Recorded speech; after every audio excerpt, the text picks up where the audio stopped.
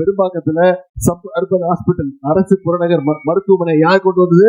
உங்களுடைய சட்டமன்ற உறுப்பினருடைய உழைப்பு.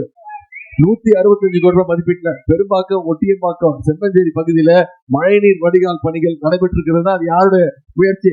அந்த அரவிந்த் ரமேஷோடைய முயற்சி. 58 கோடி ரூபாய் மதிப்பீட்டுல பள்ளிக்கரை அணை ஏரி பகுதியிலிருந்து சதுப்பு பகுதிக்கு இன்னைக்கு மழைநீர் கால்வாய் அமைக்கும் பணி நடைபெற்று வருகிறது. 1338 கோடி ரூபாய் மதிப்பீட்டுல இந்த தொகுதிக்கு உட்பட்ட மாநகராட்சி மண்டலங்கள்ல மழைநீர் வடிகால் பணிகள் இன்னைக்கு நடைபெற்று வருகிறது.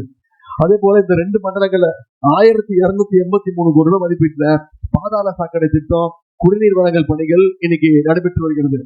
திருவான்மியூர் முதல் புத்தண்டி வரைக்கும் இன்னைக்கு உயர்மட்ட பாலம் நம்முடைய திராவிட மாடல் அரசு கட்டி கொடுத்திருக்கு. Pallavaram, Thoraipakkam radial road, OMR ECR இணைப்பு சாலையில, KK சாலை, செம்மொழி சாலையில இன்னைக்கு பெரும் மூடு மழை நீர் கால்வாய் பணி நடந்துட்டு இருக்கு.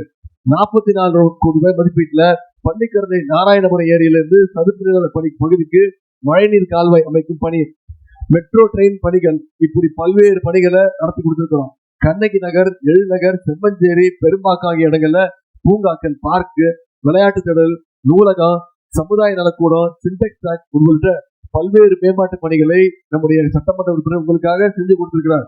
சோழிங்கநல்லூர், செம்மொழி சாலை, பெருங்குடி, துரைப்பாக்கம் பகுதிகளில் சுங்கச்சாவடிகள், டோல் பூத்து அகற்றப்பட்டிருக்கு. இவ்வளவு செஞ்சு கொடுத்துட்டு மீண்டும் ஒரு வாய்ப்பு கேட்டு வந்திருக்கிறோம். செஞ்சு கொடுப்பீங்களா?